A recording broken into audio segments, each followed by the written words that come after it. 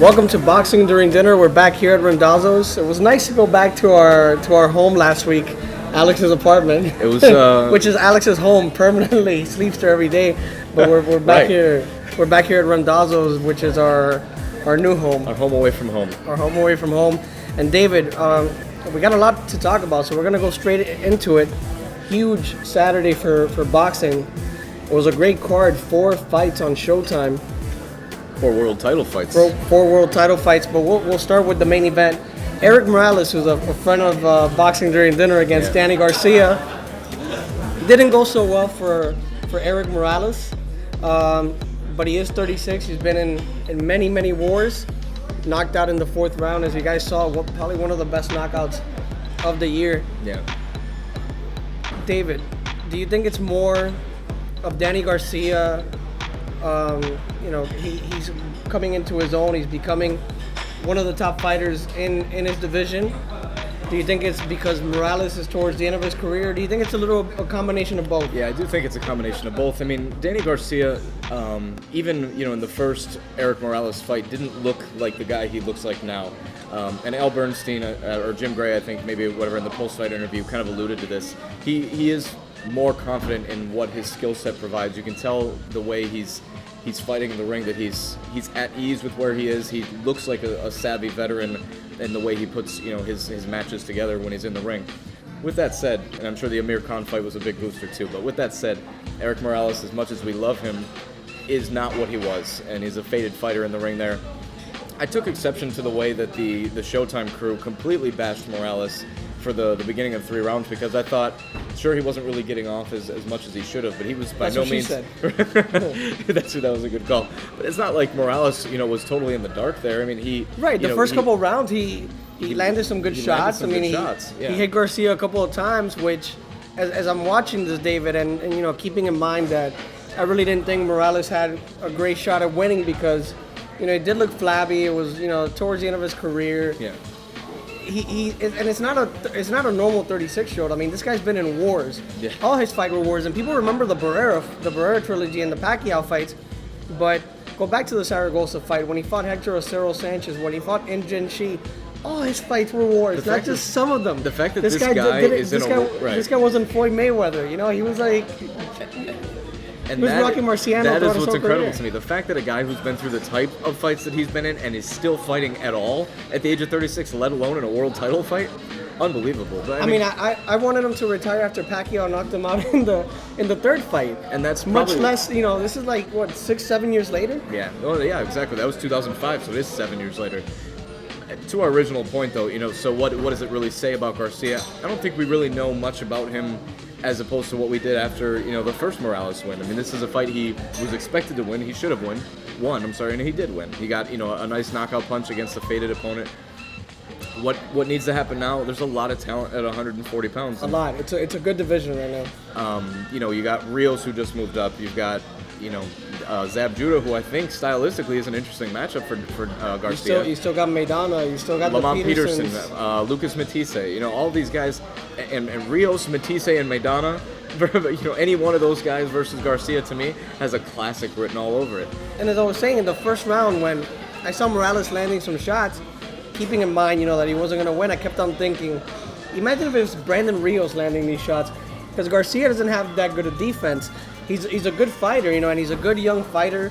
He's proving that he belongs with the big boys, but and we do know that the rematch happened because Morales, being the champion in the first fight, had that clause exercised the clause in the contract. But now I want to see him against the top fighters. And something that bothered me in the post-fight interview, and it's not Jim Gray's fault. I mean, it's the norm nowadays. He asked him, so do you want to fight Matisse? And then he another couple of names of fighters that are either Golden Boy or fight on Showtime. Right. No mention of Brandon Rios or anybody that fights on HBO. Yeah, exactly. Which is complete BS, in boxing nowadays. And it's just getting back to the whole thing, As boxing fans, we want to see the big fights. We want to see Rios against Garcia. Right. So enough with that crap. And and it doesn't help that the announcers, they sell out to the same mentality that the promoters do. I was watching one of the Jim Lampley shows the other day. What's it called? Jim Lampley. The Fight Game. The Fight Game.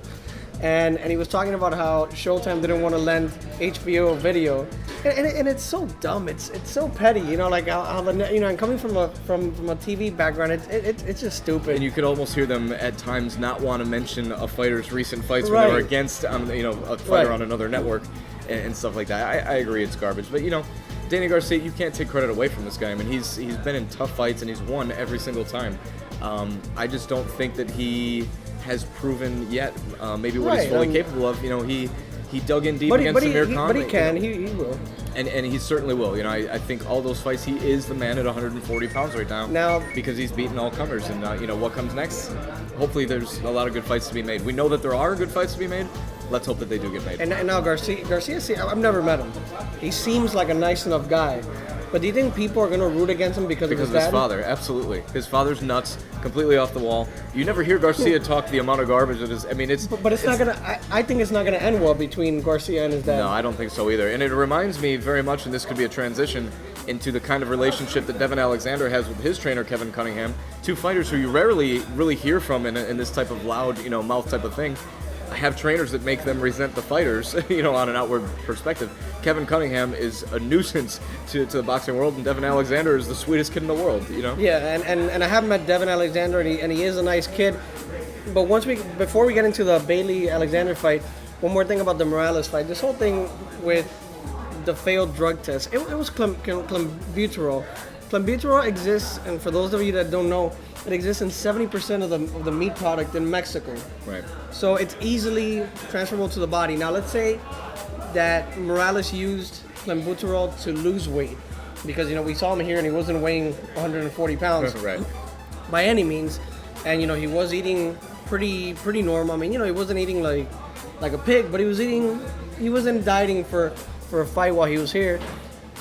But let's say, just for the sake of argument, Morales used the clenbuterol to get down to 140. Right. Is it really going to help him in the ring? It's not a performance-enhancing drugs, and the writers and these idiots out there were treating it like if it was steroids. It's not what Lamont Peterson took, and it's not what Andre Berto took. This is completely different. I'm going to disagree, actually. To an extent, the writers en masse, I think, want to treat every PED as steroids, and to that extent, maybe I'll agree with you. But clenbuterol is known as a weight loss supplement that helps you lose weight to gain that, and it also helps you with your cardiovascular endurance, Right. which Because probably it opens up your lungs as well. which I think is the most important competitive advantage you can have in a prize fight. Not the power gains from steroids, because by that bulk you're slowing down your body, if anything.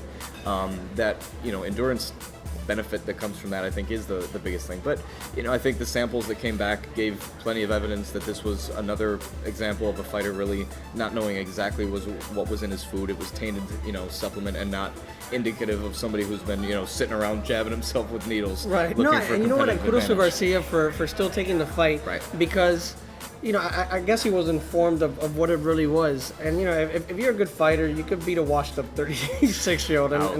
And that, you know, and that's the bottom line. If you're in the fight game and you think you're better than somebody, you're going to knock him out in 4 or 5 rounds, you'll knock him out with whatever the hell he's taking. Right.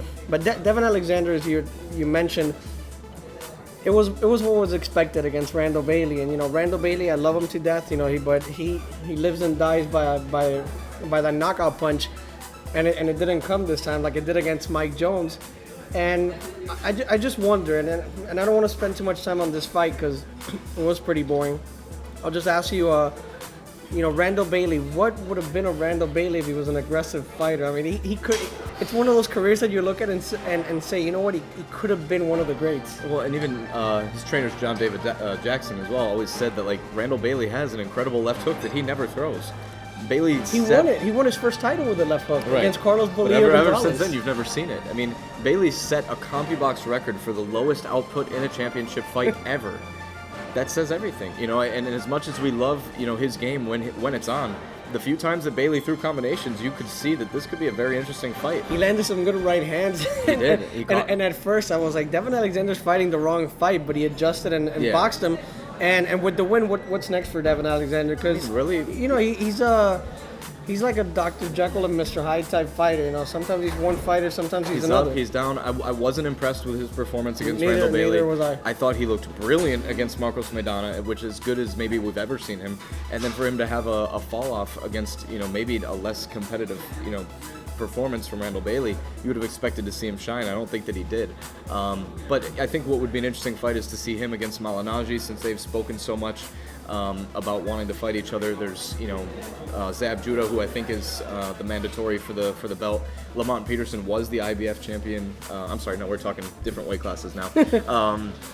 Shows you where I'm at. But they're all around the same weight class. Right. They could all fight. Maybe an Andre Berto or Timothy Bradley rematch, that now has a unification kind of thing, very similar to what happened at 140. Maybe that's a sellable fight again. But And you mentioned Malignaggi. And somebody else that I wouldn't mind seeing against Danny Garcia is Pablo Cesar Cano. Cano put up a great fight against Malignaggi. I mean, some people would even say that he won the fight, that he should have won the fight, especially based on the knockdown. I mean, he battled through a horrendous cut. Yeah. That cut was ugly. Brutal. I thought they were going to stop the fight. They should have. They probably should have stopped the fight. But to Cano's credit, he kept fighting. And these cuts, sometimes if one, you bleed into the eye, but also they say if the cut's bad enough, you can start damaging the actual eye. The structure around it. The structure around the eye, the cornea, the retina, all that stuff, and this guy could be permanently blind. But Cano and Malignaggi was actually a good fight. It was an interesting fight, and I think both of them come out winning from this fight. I don't think there were any losers. Malignaggi, I think, loses a little bit of luster because of the way that he beat Sinchenko in his to win the title, and then comes out, looking maybe like the loser, in a fight in his backyard against a guy who missed weight and, gave every indication that maybe he didn't come in and take this as seriously as he and should some of have. his fans were booing the decision as well. I'm a big Paulie Malignaggi fan, and you could tell that, he stated everything completely honestly, which, he thought he won the fight. He was a busier fighter. His CompuBox shows that he was throwing more punches.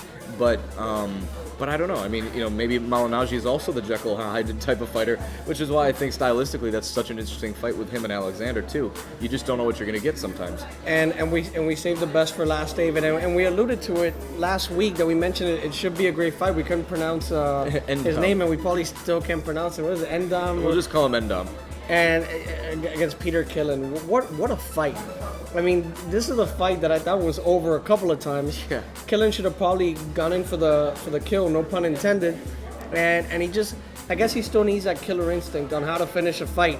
But he was landing some great punches, great left hooks. I mean, some of the best left hooks I've seen in a while. He could not miss. Uppercuts, left hooks. I mean, his left was as good a weapon as I've seen on a fighter in a while. A fighter that age moving up to win his first world title. And N'Dam, I mean, Jesus Christ, I thought Kid Chocolate was gonna have to come in with a freaking Easton and bash him across the skull to knock him out. I know, man. Holy crap! Tough as nails. And honestly, I don't think that N'Dam is that much of a loser in this fight, because after those knockdowns, he basically won every round leading up to the last round, and he got dropped a couple of times to win the fight. And it's a terrible thing to say this, like as if, if you eliminate the knockdowns, which you can't because there were 6, but if you eliminate those knockdowns, N'Dam is basically, the guy who won the other 6 rounds outside of the ones where he was knocked down. He's fast, he throws combinations well, but he's not a power puncher, and I think that's ultimately what the difference was. Quillin was able to make adjustments, landed those powerful combinations, but to N'Dam's discredit, if you will, he couldn't stop that left hook from coming in. So I don't know if that's a statement of Quillin putting it together, or N'Dam not being the fighter who made the adjustments it's a little that were of both. necessary. And Quillin, I thought, had a great performance for it being his first world title fight in front of basically his home crowd. I mean, he grew up in New York, and he looked great. I mean, you could tell he was a little nervous at times, and he was emotional after the fight. But I think this is gonna catapult him in the division to have some fights against some of the greats. And Showtime and Golden Boy have no other choice but to mention some of the HBO fighters, because he's gonna have to fight a Martinez, a Chavez, or a Gennady Golovkin. Those are Pirog, or these other guys. Right, who are and these are the guys that he needs to fight. And I think they're all great fights. I mean, after this performance, I want to see Quillin against. Yeah, well, against all of them. there's talk that HBO is going to do a middleweight tournament, and I think that's an incredible thing. These tournament setups seem to be working really well for the divisions that have had them. The super middleweights, to me, had the kind of a captive hold on the boxing world for a period of time, and hopefully they can do the same. And we got to see what Chavez's mindset is now after the food, after the drug testing and the loss to Martinez. But he looked great late in the fight. He's still in business. We got to see how Martinez recovers. But them two, and then Quillin and Golovkin and Pirog, and you got Daniel Jacobs. I mean, you could put up Daniel Gil, who's another great fighter. You could put a tremendous tournament. Yeah, and it's only going to benefit boxing. I mean, I'm really excited about where the young fighters in boxing are headed to. And you know what we're headed to? We're headed to eat. Yeah. Because we're hungry and we want to wrap up the show. And we're gonna be eating like Erik Morales and Pablo Cesar Cano. We're not gonna make weight. No. But we'll see you guys next week. We'll have much more, and I promise you guys, we're working on having some good-looking women next to us because we're good-looking. But well, Armando, he's cute. Yeah. I don't care. All right, that was weird. We'll just get out of here. Yeah.